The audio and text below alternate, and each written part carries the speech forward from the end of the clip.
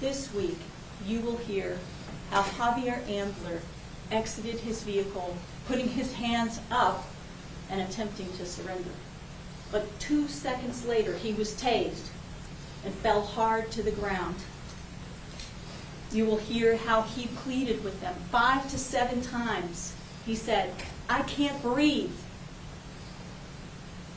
while they chose to tase him repeatedly, force him, seize him, and force him down on the ground, put a foot on his back, put a knee on the back of his neck and head, and continue to forcibly restrain him despite his pleas for help. You will hear how he told them multiple times, "I have congestive heart failure." But they continued to tase and forcibly restrain him until he lost consciousness. You will hear how they demanded that he give them their arms, and he attempted to lift his left arm, but Deputy Camden pushed it back down. You will hear how he attempted to lift his right arm, but they continued to restrain him.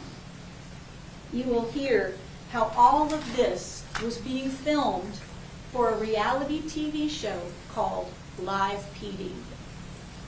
And you will hear how the Live PD cameras rolled as these defendants pursued Javier from Williamson County into Travis County. And you will hear how the Live PD cameras rolled as they pursued him at high speeds down I-35 and through surface roads into residential areas of Austin at speeds reaching up to 110 miles per hour, putting the public at risk. And you will hear how the Live PD cameras continued to roll as Javier pleaded for his life and ultimately died. And it all started because Javier failed to dim his high beam headlights. In the end, the evidence will show you that these defendants' actions caused Javier's death, and their conduct was unnecessary, unreasonable, and unjustified, and the correct verdict is guilty. Let me take a minute to introduce myself again. I know we met last week during jury selection, but I know that was a really long, arduous day. My name is Holly Taylor, and this is Dexter Guilford. He's the director of our Civil Rights Division, and he's my boss. Our team also includes Jeff Flanagan and Destiny Williams and Ron Sharon. And you will see a few other people in and out of the courtroom assisting us. And mainly right now what I want to do is thank you so much for your service. We know that this is one of the toughest things that you ever do as a citizen of this community. This job is a difficult one. And we know that being here last week and being here today and being here possibly for 2 weeks in this courtroom listening to all this difficult evidence is not only really arduous, and it can be disturbing, but also that we're taking you away from your families, your jobs, and your lives. And I just want to let you know that we appreciate it from the bottoms of our hearts. I know everyone here does. So thank you very much. You will hear the testimony over the next week as the state presents its case in chief of over 25 witnesses. And they will give you a picture of what happened on that in the early morning hours of March 28th of 2019. I want to talk to you a little bit first about Javier. Javier was a former college football player with a warm personality. He was beloved by his family and friends. And he had certain health conditions you are going to hear. He had hypertension, high blood pressure. He had congestive heart failure. He had sleep apnea. And he had recently gained quite a bit of weight. And he was struggling with this. He also had something called venous stasis dermatitis, which is a painful skin ailment associated with swelling in his legs. And he had some sores, and it was difficult for him to get around. He, however, you will hear evidence, I anticipate, that he had recently received several prescriptions for medications to help with his various ailments, and he had started a walking regimen to improve his health. Also, he still engaged in active pursuits with his kids, like taking them to Chuck E. Cheese. He enjoyed doing activities with his kids and taking care of them. You will also hear that none of these health conditions was the thing that caused Javier's death. It was the actions of these defendants. I want to tell you a little bit about them as well. They were Williamson County deputies at the time of this incident, and they were on active duty. They had recently, both of them, been hired by then Williamson County Sheriff Robert Chodey. And they were also being featured on Live PD, a reality TV show. And at the time of this incident, both of these defendants had in their separate patrol cars Live PD camera crews. Deputy Johnson had a cameraman in the seat next to him, and Deputy Camden had a cameraman in the seat next to him and a producer in the back seat.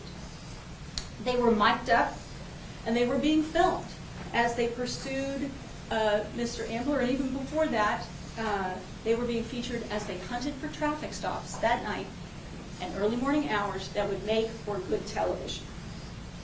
Let's talk about what happened in those early morning hours of March 28th, 2019 in a little bit more detail.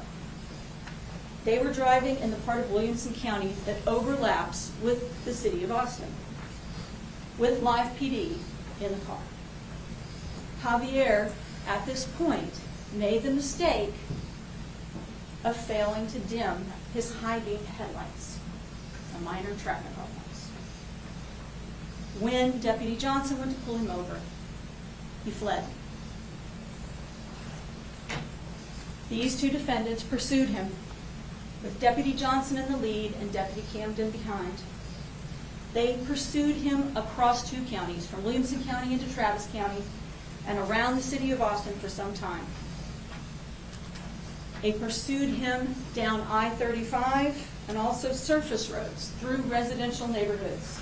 As I said earlier, they reached speeds of up to 110 miles per hour in their pursuit of Javier for over 22 minutes, putting the public at risk.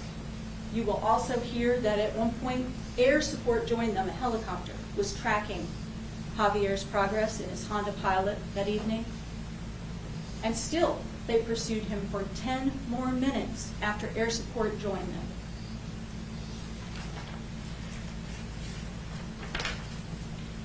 You will hear that ultimately, Javier's car wrecked in a residential area in East Austin in Travis County. Javier, after his car wrecked, exited his car, putting his hands up and attempting to surrender.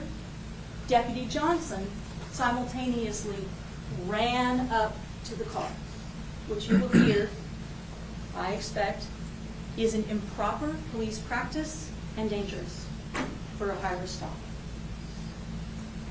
Deputy Johnson was followed close behind by his shadow, the Live PD cameraman that was riding in his car, who was actively filming with a bright light right behind Deputy Johnson as he ran up to the car. Javier is getting out, raising his hands. Deputy Johnson yells, "Get on the fucking ground! Get on the ground now! Do it now! Get on the fucking ground now!" He gave Javier only 2 seconds before he tased him, sending a jolt of electricity through his body and causing him to immediately collapse to the ground, hitting it hard. Deputy Camden quickly joined Deputy Johnson, his Live PD shadow following close behind him and filming with a bright light and a camera right behind him as he ran up, and both deputies pounced on Javier on the ground. They were yelling more commands. "Stop resisting!" Javier was polite with the officers. He said, "Sir." He addressed them as sir. "Sir, I'm not resisting." He said, "Sir, I have congestive heart failure." He said this multiple times. He said, "Sir, I can't breathe." He said this 5 to 7 times or more. But they continued. They kept yelling, "Give us your hands," as they pinned him with a foot on the back, a knee on the neck, repeatedly tased him. "Give us your hands," they said. Camden was holding Javier's neck and back. Johnson put his foot on Javier's back. Camden planted his knee on the back of Javier's neck and tased him in the back of the neck. And as they yelled, "Give us your hands," Javier made 2 efforts to comply. He tried to offer them his left hand. Deputy Camden pushed it back down. He tried to offer them his right hand, but they would not stop. They continued their forcible restraint and repeated tasing. Both of these Williamson County deputies, we expect the evidence will show, tased Mr. Ambler 2 times.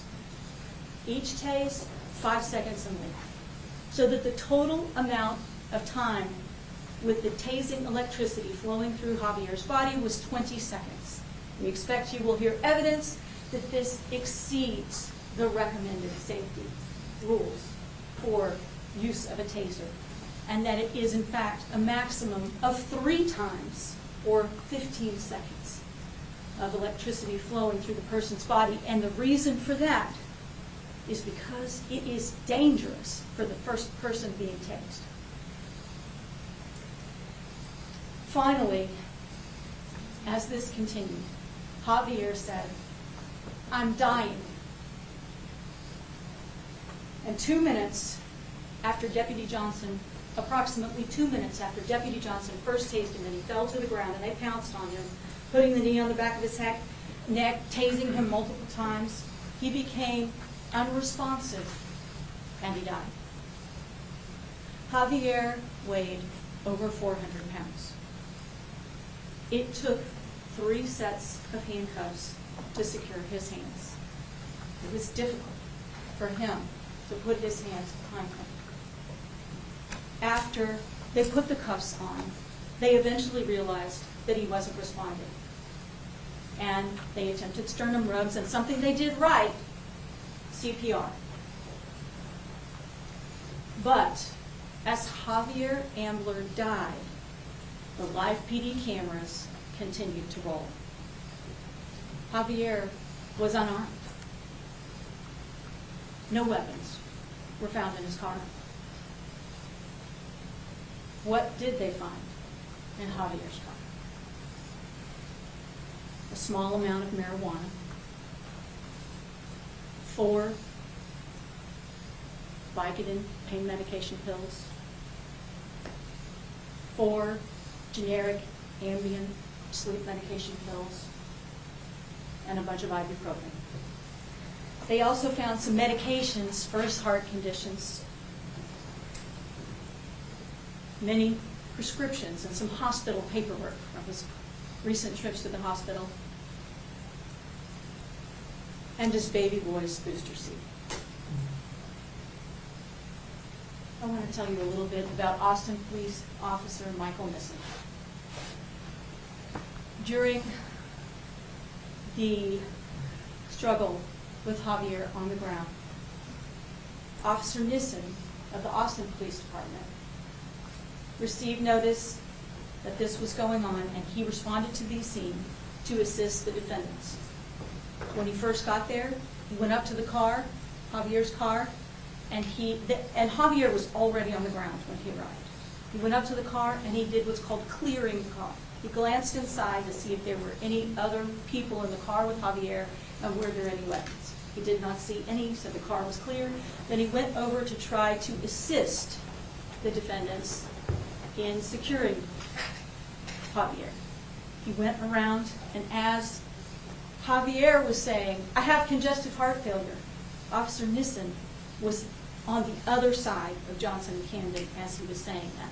I expect you will hear testimony that he could not hear what Javier was saying. He came around to the front and he did assist these 2 officers in securing and forcibly restraining Javier. And I anticipate that you will hear the testimony of Officer Nissen in the trial. You can evaluate his testimony about what he was able to perceive about these events. I want to talk a little bit about the defendant's statements. Both defendants made statements right after this happened at the scene to other officers, and these were recorded on body-worn cameras, so you will be able to hear them, and also some of them on a patrol car camera. Each of them admitted tasing Javier twice. It's not really a disputed fact we anticipate in this case. Each of them admitted tasing Javier twice. However, some of Deputy Johnson's statements about what happened were not 100% accurate and perhaps a bit misleading. Deputy Johnson stated that Javier jumped out or popped out of the car. You will have the opportunity to watch the videos and you can assess for yourself whether or not he jumped out or just stepped out, attempting to raise his hands.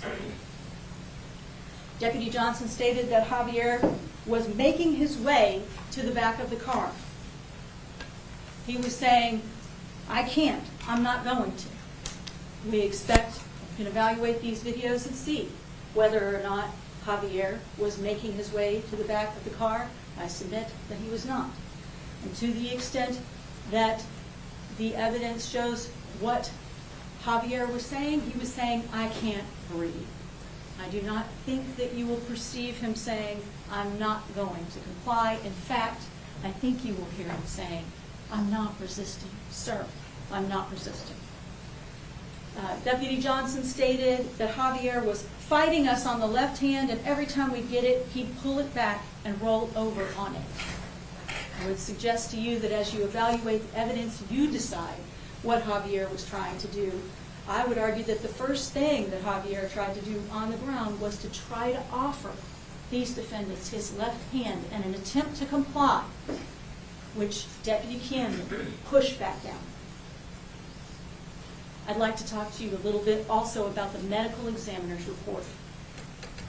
You will hear that the medical examiner's report says the manner of death was homicide. You will also probably hear that homicide in that context is not a legal opinion. It's an administrative designation. However, you will also hear what the medical examiner stated was the cause of death. Congestive heart failure and hypertensive cardiovascular disease associated with morbid obesity in combination with forcible restraint.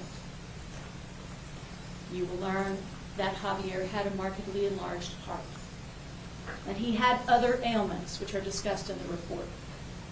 And you will hear about his post-mortem toxicology, which that testing revealed some pain medication, compounds indicating marijuana use, and ibuprofen. And you, we expect, will hear testimony and evidence that despite his pre-existing conditions and his toxicology,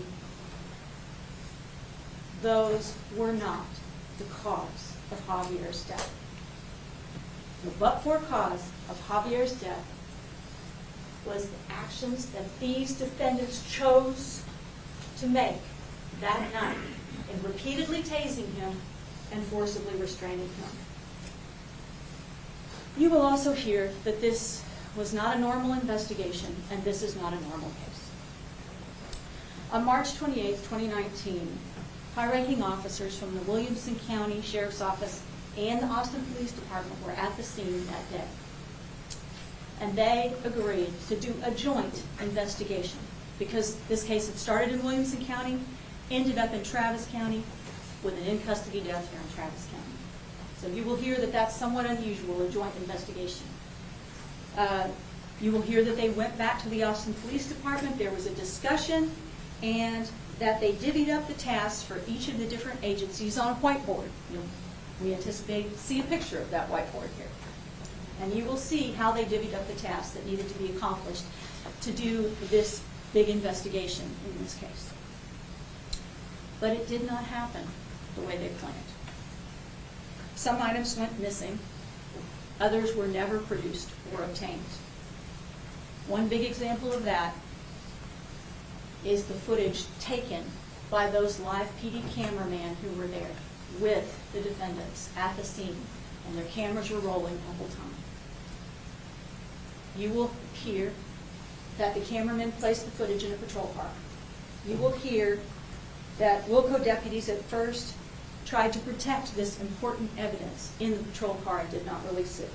You will hear that at some point the live PD crew were then allowed to take the footage away, and that they were allowed to leave the scene that in those early morning hours without being interviewed, without their addresses being taken so they can be contacted eventually, even though they were the only civilian witnesses to this in-custody death.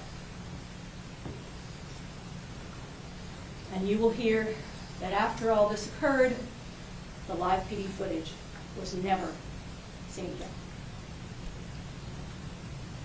You will also hear evidence that the lead detective in this case, whose name is Detective Aaron Trudeau of the Austin Police Department, tried very, very hard to get that live PD footage.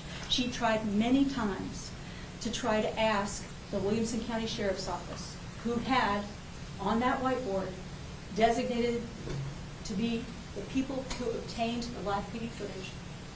She tried to get it from them repeatedly without success. She encountered a brick wall in her efforts.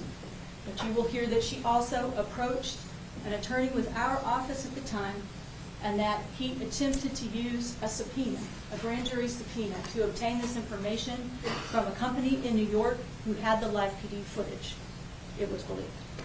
You will also hear that he used the wrong kind of subpoena, so it was not effective. But I suspect you may also hear that it is likely that the live PD footage had already been recycled or destroyed at the point he went through this process. You will hear that Williamson County Sheriff's Office deputies and officers who were present at the scene, most of them had on body-worn cameras, and you'll be able to see a lot of this footage. The same thing with the APD officers who were at the scene, including Officer Michael Missing. 2 officers who were present at that scene in those early morning hours were not wearing body-worn camera footage. That's right, these 2 defendants. So you will not see their body-worn camera footage. You will also learn that sometime that night, Williamson County Sheriff's Office shut down their reporting system. And at least one high-ranking officer who was at the scene last night in the morning attempted to do his supplement and report because he was very involved in this case and responded to the scene, and he tried to do it as he was required to do, but he found that he was locked out of the system. And he was unable to file his supplement. He was also unable to view his own body-worn camera footage until months later. He was not allowed to view his own body-worn camera footage. You will also hear that the Ambler family waited a long, long time for answers about what had happened to Javier. And to this day, some evidence is still missing and some is incomplete. At the end of the trial, you may have some questions about the investigation, in particular the part that was designated for Williamson County Sheriff's Office on that whiteboard. So do we. But we think you will have enough evidence to reach a decision beyond a reasonable doubt that these defendants recklessly caused Javier Ambler's death and their actions were unreasonable and not immediately necessary. But this has not been an easy journey. Our office retained a use of force expert last fall, someone we have relied upon in other cases. And he gave us a report. And I will tell you, in that report, he said that these defendants' forcible restraint of Javier Ambler may have been an error, but it was reasonable. He said, I don't believe Javier was resisting arrest. However, these officers couldn't tell because Javier was so overweight. He said the initial use of the taser by Johnson would only have been justified if Javier were reaching inside the car, but he wasn't able, for example, for a weapon, but he wasn't able to determine whether or not Javier was reaching inside the car because he didn't have a video that gave him a good perspective on that, such as the live PD video. When we got his report, we took a step back. We stopped and we took a hard look at this case. We struggled. We considered our Objection, Your Honor, move to approach. Yes.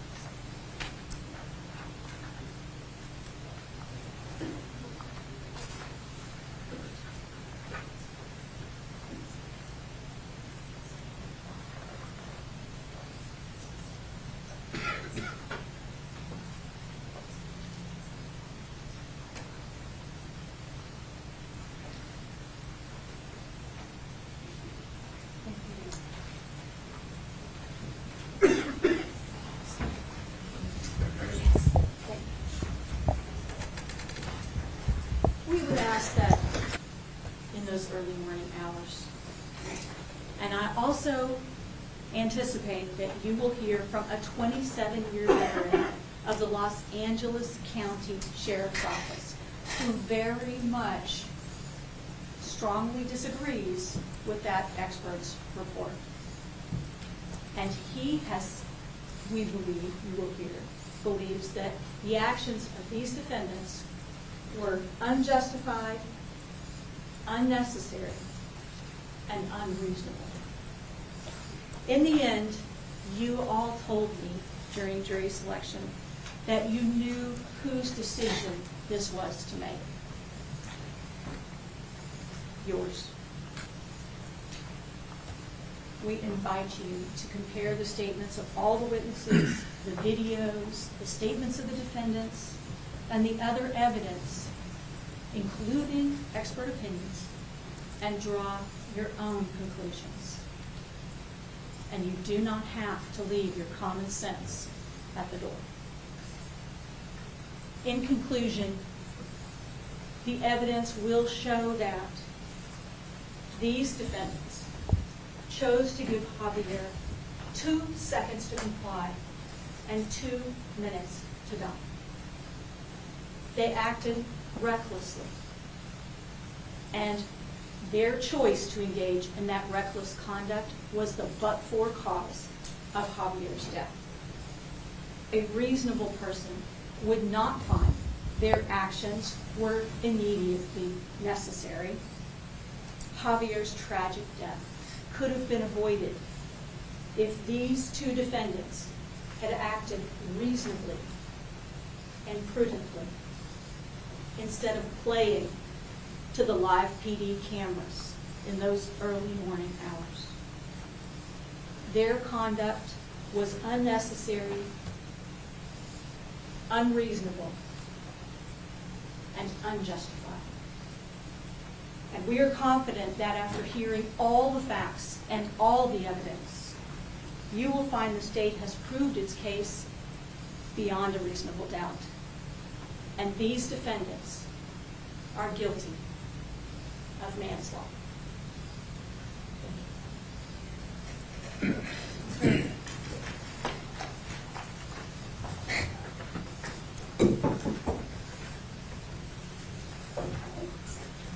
Please, the court. We do obviously have 2 clients who we're representing. I will be giving opening statement on behalf of Mr. Johnson on the left. We reserve the right to give an additional opening statement at the beginning of the defense case, which Mr. O'Connor will deliver on behalf of Mr. Campbell. All he had to do was dim his headlights. That's it. Had he done that, presumably, he would have just kept driving. He didn't. Officer Johnson turned around, initiated a traffic stop, and then all Mr. Ambler had to do was pull over, just like all of you said that you would do if an officer is attempting to pull you over. Mr. Ambler did it. He floored it. For 22 minutes and 31 seconds, he floored it. The state and the media has tried to make this case about failing to dim headlights. It's entirely inaccurate. That is how it started, but that ignores everything that happened in the 22 minutes and 31 seconds afterwards. You're going to see footage of exactly what that chase entailed. How desperate it was, how dangerous, how reckless, and how badly Mr. Ambler obviously did not want to be pulled over. You're going to see more than a dozen traffic offenses, and those are the ones that were caught on video when Mr. Ambler would take a turn because he's blowing right through intersections, not letting up, flooring it through red lights. The deputies have to clear the intersection, which is police talk for slow down enough to make sure that there's no cross traffic so they don't kill anybody when they drive through it. Mr. Ambler didn't do that. Other offenses, leaving the scene. Mr. Ambler had 3 collisions The third and final one, his vehicle became inoperable, and evidence is going to show that's the only reason he stopped at that time. Traffic offenses for leaving the scene, for looting, reckless driving, and the highest one, felony evading in a motor vehicle. This is not about headlights. There's a litany of not just traffic offenses, but serious crimes committed by Ambler before he finally stopped himself because he crashed. You're also going to hear Mr. Ambler had an active warrant at the time of his arrest. That's not what you hear in the media. You're also going to see objects thrown out the window on several occasions. And I'll tell you right now, we don't know what those are. But they're seen on video, some better than others. The camera used by the Williamson County Sheriff's Office at that time wasn't the best. The footage is grainy, but you can see it, and we're going to show you objects being thrown out of the window by the only occupant of that car, Mr. Ambler. Not about headlights. When he finally came to a stop, his car has damage all the way around it from the previous wrecks. Most of the windows are gone. The airbags are deployed. The car is just not going to go anywhere at that point. Given the severity, the danger posed by someone willing to put themselves and everybody else in danger to get away, that justifies a quick response. A person that desperate is dangerous. You don't know at that time all of the reasons that they're fleeing. Maybe there's something in the car that's illegal. Right? Maybe he's got a warrant. Maybe he's got weapons. And maybe now he intends to use them. If he's going to put everybody else in danger, if he's going to wreck out and blow through red lights, it's not that big of a stretch to try to use a weapon on an officer to get away. Despite that, following his training, Mr. Johnson gave verbal commands. Get on the ground, get on the fucking ground. What did he do? Not that. Because of his large size, Mr. Ambler was a big man. He was over 400 pounds. Although Mr. Johnson is obviously, he's fit, looks the part, he's not 400 pounds. Neither is Deputy Camden. So this is when a taser is perfect. This is what it is designed for.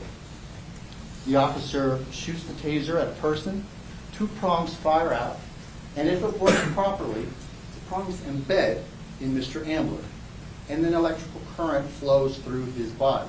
Now the effect of that, the intended effect, is that Ambler is unable to voluntarily move his own body. It locks up your limbs, locks up your legs, locks up your hands, and what that does, again if it works, is to prevent Mr. Ambler from obtaining a weapon that Mr. Johnson had every reason to think may be present given his experience and training.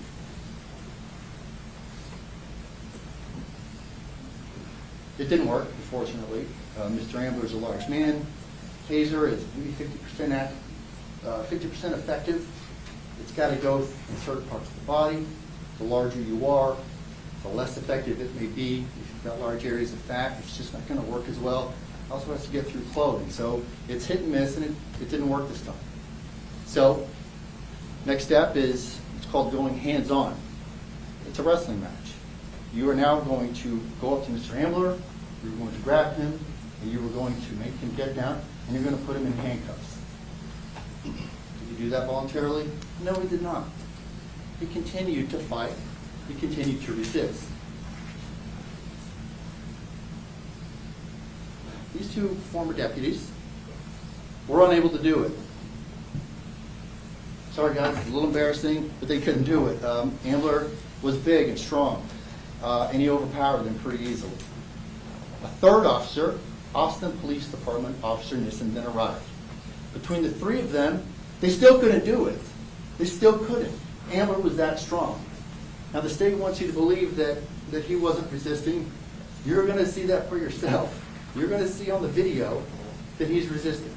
Specifically, you're going to see Officer Nissen with both hands grabbing just one arm of Ambler and being unable to move it, unable to get it behind his back. 2 minutes, 15 seconds, of a wrestling match. They did try alternative ways of using the taser. There's something called the drive stone. So you don't shoot the person, you just put the taser on their body, you pull the trigger, and it shocks you, and it hurts. That's called pain compliance. That's called, okay, you're not going to lock up, but this is going to hurt, and ideally you're not going to want to keep fighting because you're not going to want to keep getting shocked. Also ineffective. The wrestling match continued for 2 minutes and 15 seconds until eventually they were able, and we'll see this on video, you're able to see Ambler appears to stop fighting. His arms are no longer stiff, no longer resisting arrest. It's going to become clear at that point. That's when he went into a serious health issue. He did say, "I can't breathe." Those are some words that we're all familiar with. This is not that, not by a long shot. It probably felt to him like he couldn't breathe. He's having a heart attack. His heart is enlarged. His cardiovascular system is not good. He's got adrenaline going through his body from the chase. And now he's actively fighting. He's using every bit of his strength and force to fight 3 officers. It was too much for his heart. And he died.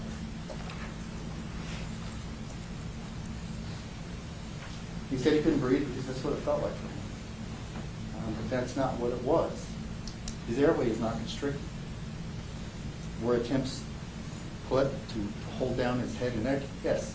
Is that consistent with training? Yes. For short periods of time, you can do that. That's what they did.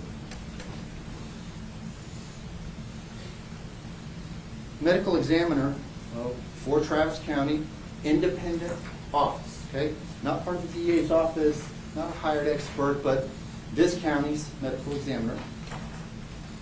He will not testify that tasing Mr. Ambler caused his death. He won't.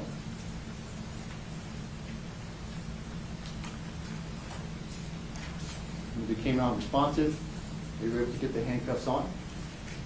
And again, according to their own training, they got him off the ground and they sat him up and they put him up against his wrecked out Honda Pilot. And then it's really obvious that he is not responsive. What do the officers do? Immediately be giving first aid. Sternum rub. Take your knuckles and you just rub it hard on somebody's sternum. It's uncomfortable, but it's a good way, and it's the way that they're trained to wake somebody up, maybe who's passed out or having some sort of problem, staying awake and responding. It didn't work. So they go to the next step, and the next step, and the next step, in giving immediate first aid to Mr. Ambler. Mr. Ambler died, as you've heard. It was read to you by the state. I'm going to say it again. He died of congestive heart failure and hypertensive cardiovascular disease associated with morbid obesity, in combination with forcible restraint. This makes the life of a defense attorney difficult because medical examiners, they have a convention. They've got their own little world that they operate in, their own little rules. And the problem is sometimes it appears to bleed into the legal world with some words and ideas, but it doesn't. It just doesn't. You're going to see death, homicide. The medical examiner is going to explain that's not a legal word. It's not murder. It's not manslaughter. It isn't anything else legal because it's not legal. What he's going to tell you is, under standards across this country of medical examiners, if some sort of human intervention, something happened involving another person, which may have contributed to somebody's death, there's a ranking. Right? There's suicide, homicide, natural causes, undetermined. And if just 1%, less than 1 possible percent of another person factored in somehow, in any way, What they have to do is put homicide. Not murder, but homicide. Whether it's 99%, 1%, something else, if somebody else was around and they were wrestling with him, trying to get him into custody, that's taken into account under their standards. That's why it says homicide. And you will emphatically explain that doesn't mean murder, manslaughter, anything else. Mr. Engler had a lot of health issues. I mean, we're saying the same thing now. But you're going to see some medical records, a lot of them. You're going to see how many times he went to the hospital for heart trouble, medications that he was taking, and the knowledge that he had this very serious condition. It's important to note that when we Mr. O'Connell and I talk about Ambler, we're going to try to be as tactful as possible. It's not to attack him. He's got friends. He's got family. He's a human being. Maybe he has some bad qualities, but undoubtedly he has some good. But nonetheless, we have a job to do, and the job is to get the facts in front of you. And if those facts are uncomfortable or paint Mr. Ambler in a certain light, that's not necessarily our intention. Our intention is that you know this was the case. There are just a few things the state mentioned in opening. Ambler was unarmed. You hear that a lot. This person was unarmed. Well, yeah, we figured that out after the fact, after he was put in the handcuffs. That's missing the point. The point is, they had no idea whether he was armed or not. And saying things like, I can't breathe, or this hurts, don't arrest me, whatever it is, these can be ways, and this is what they're trained on, of buying time. If a person has a weapon, and if you fake a medical condition, or you say you just broke my arm, or whatever you can come up with, you can see a little bit of time. And if you need to access a weapon, that's your chance. Or that's your chance to get up and run. That's your chance to do something other than get into handcuffs. It's not abnormal. These things happen, and officers are aware of it. The state mentioned or alluded to that Johnson gave some inconsistent statements in his reports. Okay, if I had to tell you with detail, precise detail, describe everything that you did up until right now, right, all the way back to when you wake up. Nobody can do that. You're going to get a lot of it, but some's going to be wrong. Are you lying? Well, you might be, but probably not. It's just how human memory works. But consider this. Cameras. Dash cameras pointed directly at the scene, and two professional live PD cameramen with their cameras with the lights moving everywhere all around you. So, is this, to the extent that anything even is consistent, is it because that's what his memory is?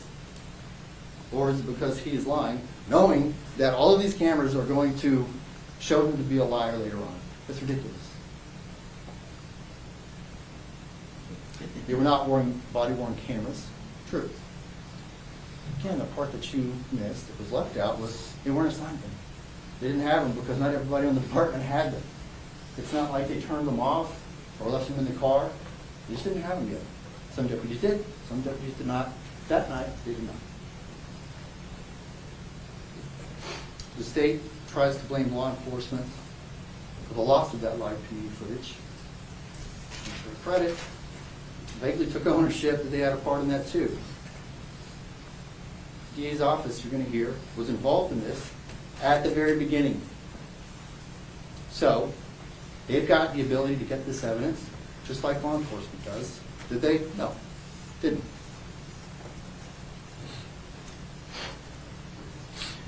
They tried to imply in their opening that there was some sort of impropriety in the investigation by, well, they couldn't get into the reports. They couldn't watch their footage. Yeah, that's how it works. Those are standard operating procedures. If you're involved in a critical incident, if you shoot somebody, if somebody is in death, dies in custody, and you were involved somehow, you get walled off. You don't get to be a part of that investigation anymore because the investigation is now of you. normally, not improper. Surprisingly, the state admitted to shopping for experts. Hired this first guy, given the materials.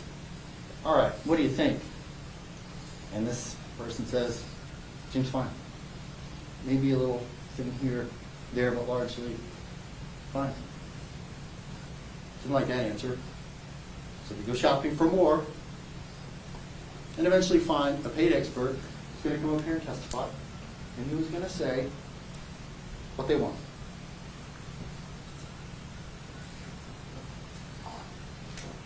I'll go over some dates here. Can't get into too much detail, but as the case progresses, I think you're going to get it. This incident happened March 28th, 2019. 1 year and 8 months pass while this office is on the case. No indictment. Nothing happens. Close to 2 years. January 1st, 2021, important date. There's a change in the elected district attorney of Travis County. 4 months later, manslaughter indictment. 2 of them.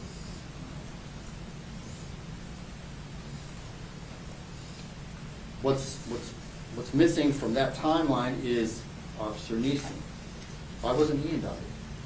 Why just the 2 Williamson County Sheriff's deputies? Why not the Austin police officer? He was involved in the struggle as well.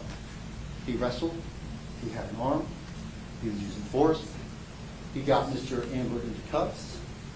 Under the state's theory, ignored Mr. Ambler's pleas the entire time. Officer Neeson did the same thing. Not indicted. Just Williamson County. The state's going to argue the officers, once Ambler said, I have a heart problem, I can't breathe. So sorry, sir, sorry.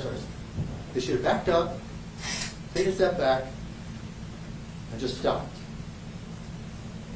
Not one law enforcement officer who you're going to hear from is going to say that's what we do. 0.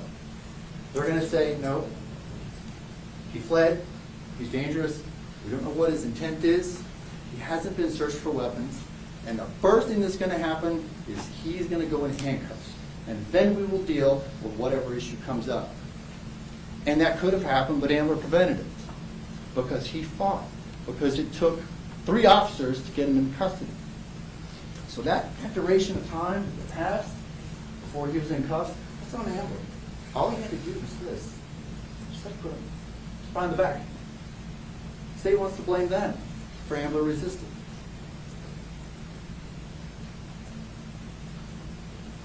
At the end of the day, there's a big, complicated whirlwind surrounding this particular incident, but this trial is actually extraordinarily simple. A couple of questions that you're going to have to answer. Number 1, were they reckless? Were they reckless in what they did in taking Mr. Ambler into custody? What you're going to hear, again, we think from every officer, is no. That was textbook. They did exactly what they were trained to do.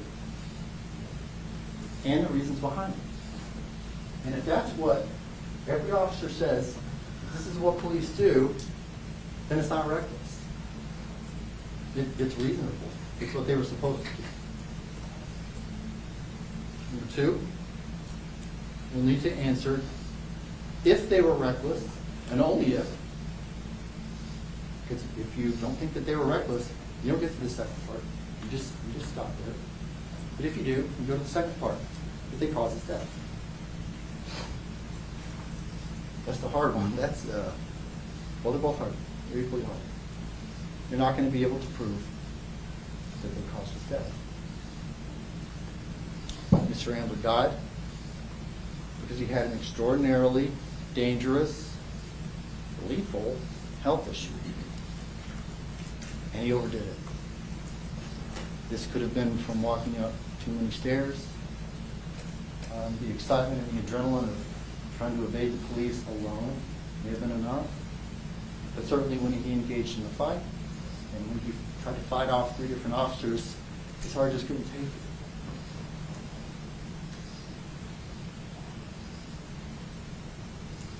been a long time. Our clients sincerely look forward to getting their names cleared, public knowing exactly what happened, all of it, and we intend to do that.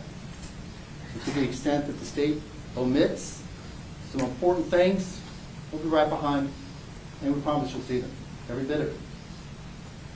We think you'll find at the end these officers act appropriately, not recklessly, and that Mr. Amber died on his own, because of his own decisions. We are going to ask you to find both of them not guilty.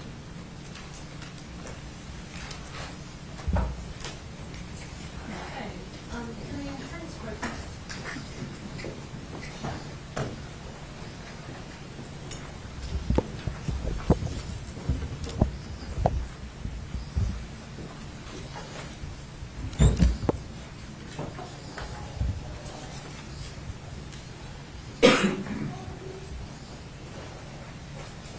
Okay, the state can call its first witness.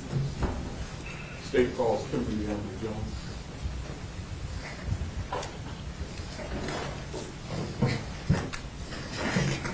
Ladies and gentlemen of the jury, some of the witnesses have been sworn outside your presence, so they go into the witness box. I'm going to swear them in because we've taken some time while we were there to swear them in. All the witnesses here from will be sworn.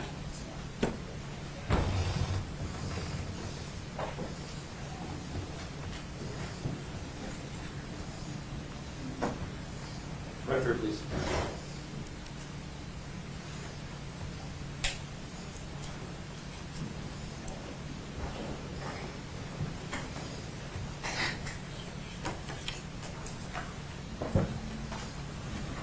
Mr. Gilbert, will you just make sure that microphone's on, please? Yes, ma'am. Are you able to hear me okay? Yes, sir. May I proceed, Kim? You may. Good morning. Good morning. Please introduce yourself to the court and the members of our jury. My name is Kimberly Moore. I'm Javier Ambler's sister. How are you this morning? Okay, as good as expected. A little nervous.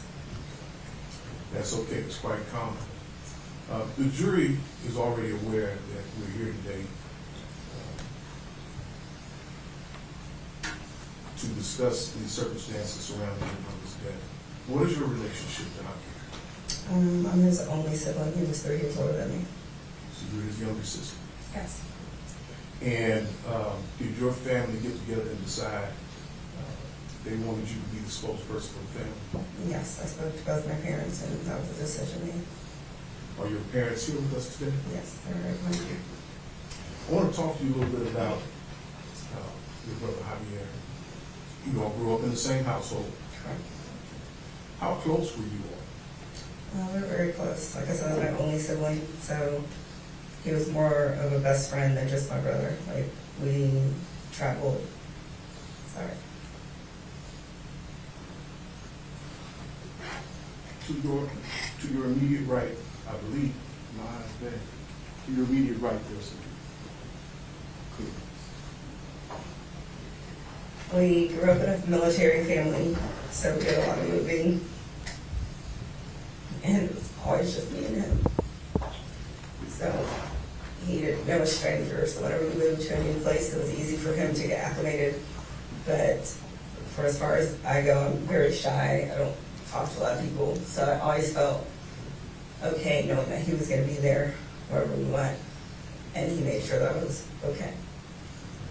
You mentioned that you all were a military family. Correct. Does that mean you all lived several places? We did. We moved a lot. Every time we got comfortable and settled, it was time to go to a new location. And it was your father who was in the military? Right.